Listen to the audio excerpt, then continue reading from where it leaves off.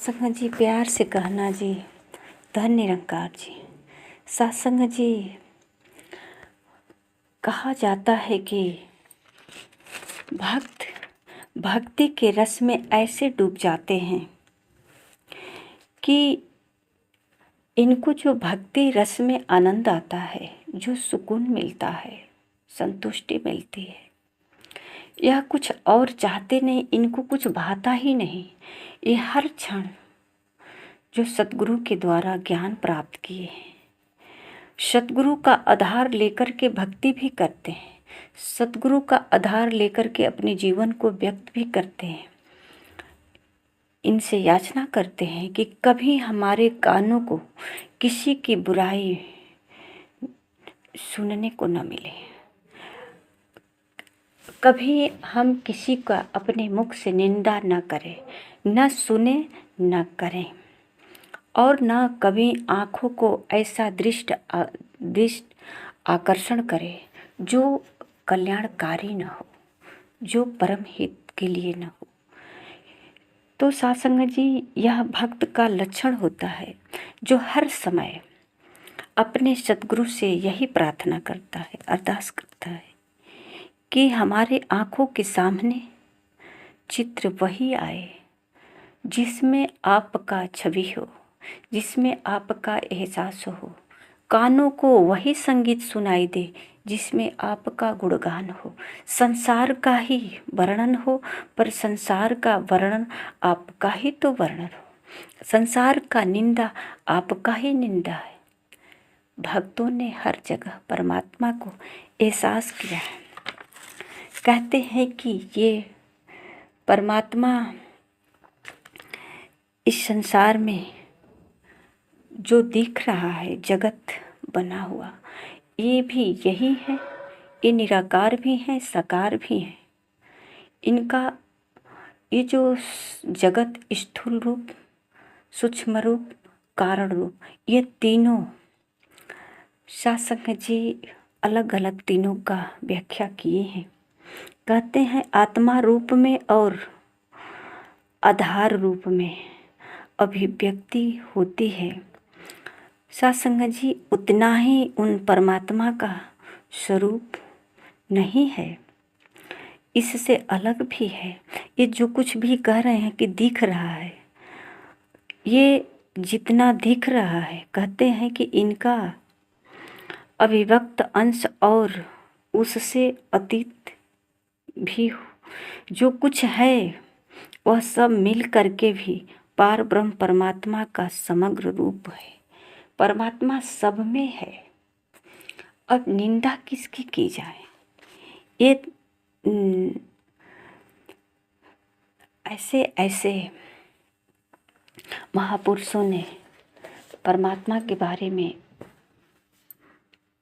चर्चा की है, व्याख्यान किए कि सत्संग जी कहते हैं कि परमात्मा का गुणगान तो कभी पूर्ण रूप से, मतलब कि पूर्ण हो ही नहीं सकता, कोई कर ही नहीं सकता। सब लोग छोटे छोटे अपने अनुभवों से टुकड़ियों में कर सकते हैं, क्योंकि यही तो अनंत है। परमात्मा जो दिख रहा है वही है।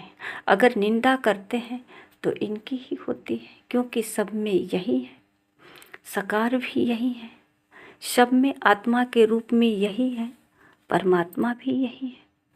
तो फिर निंदा किसकी की जाए? जो करते हैं, जो हो रहा है, सतगुरु का सिर्फ ज्ञान यही रहता है कि अपने अंदर का जो, जिसको कहते हैं दिल में बसा कर रखें, उस दिल में इस संसार को ना बसाएं, बल्कि अपने दिल के अंदर जिस तरह से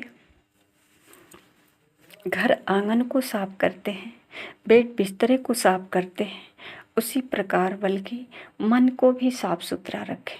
और साफ सुथरा जब रहेगा तभी तो परमात्मा इसमें विराजमान रहेंगे, परमात्मा का एहसास बना रहेगा हर क्षण। जो ये मन विचार शुद्ध रहेगा हमेशा, जिससे कभी हम जो प्रार्थना करते हैं कि गलती से गलती ना हो, सत्संग जी कहीं न कहीं हो जाती है। हम चाहते हैं कि किसी का निंदा न करें, पर निंदा हो जाती है। पराई निंदा को एक मीठा जहर बताया गया है कि ये जहर है, ऐसे मारता है। एक जहर तो पीने से शरीर की क्षति होती है, पर ये निंदा ऐसा जहर है कि शरीर की क्षति तो छोड़ो, ये जो मन की क्षति होती है, मन में जो शुद्ध भावना विचार होता है, ये सब जो है विषैला बन जाता है। ये सब प्रदूषण जैसे बन जाता है।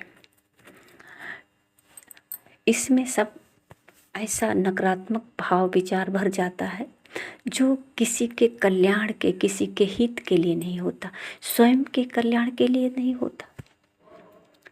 स्वयं का नुकसान होता, सामने वाले का भी नुकसान होता। तो सत्संग जी महापुरुष इसीलिए हमेशा यही सचेत किए हैं कि परमात्मा कहीं अलग नहीं है। ये जो दिख रहा है जगत, यह भी परमात्मा है शरीर रूप में।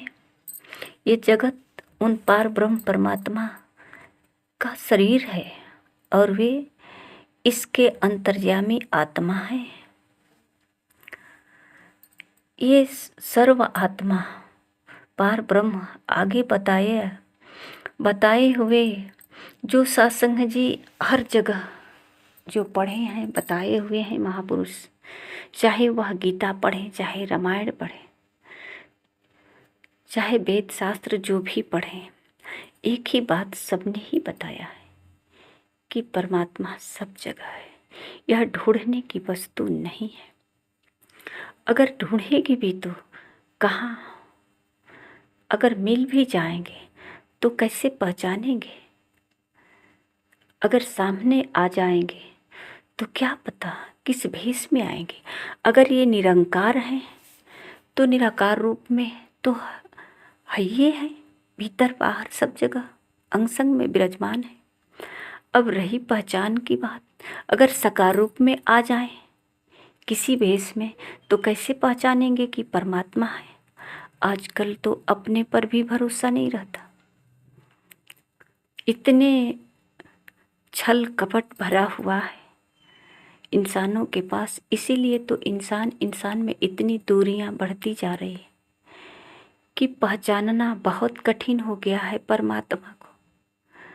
पर सत्संग जी बहुत सहज तब होता है जब सद्गुरु के चरणों में आते हैं और अपने जीवन को सहज और शुद्ध बनाया, वही जो गुरु के चरणों में आया। तभी तो समर्पण किया, तभी तो परमात्मा का गुणगान किया, आराधना किया। सद्गुरु ने सब में इस साकार रूप में भी दिखाया, निराकार रूप में भी दिखाया। पूरी जगत चराचर कहते हैं कि ये सब परमात्मा ही है। अगर जो कुछ भी दिख रहा है ये सब परमात्मा ही, परमात्मा के बगैर कुछ नहीं। इंसानों के इस शरीर में जो सांसें हैं यह भी तो परमात्मा ही है। अगर परमात्मा नहीं तो कुछ भी नहीं। सांस है तब तक तो है, सांस नहीं तो परमात्मा नहीं है तो कुछ भी नहीं है। जिसको कहते हैं प्राण, प्राण प्यारे, एक छोटी सी मोहब्बत का झलक। लोग कहते हैं आप तो मेरे प्राण प्यारे हैं। ये प्राण प्यारे क्या होता है? जो प्राण से प्यारे, प्राण प्यारे, ये जो है प्राण, यह परमात्मा ही है। अब इनसे प्यारा कुछ नहीं है। ये तो जो कहते हैं कि प्राण से भी प्यारे, ये भी एक अज्ञानता है कि कौन ऐसा है अगर पानी में डूबता है सबसे पहले अपनी रक्षा करता है। किसी प्रकार की मुसीबत आती है तो पहले सभी अपने प्राण की रक्षा करते हैं। सत्संग जी, सब कुछ सबको पता है, क्योंकि भक्त जन जो है हर जगह कथा के द्वारा, शास्त्रों के द्वारा इतना अध्ययन कर चुके हैं कि जानकारी सबको है, सबको पता है। पर चाह सत्संग जी, जैसे किसी गाड़ी के पार्ट पुर्जे के बारे में जानकारी कर लेना, ये गाड़ी प्राप्त नहीं कर लेना होता है, ये गाड़ी अपना नहीं होता। ये गाड़ी तो तब होगी जब इसका हम जो कीमत है उसे भुगतान करेंगे गाड़ी वाले मालिक को। सत्संग जी, परमात्मा सब में है, इतना जानकारी है, इतना तो किसी बुक से हमने पढ़ लिया, जानकारी मिल गई, परमात्मा सब में है, पर देखा तो नहीं ना।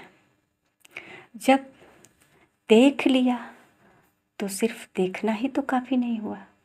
अब परमात्मा से मिलना कैसे है, मिलेंगे कैसे?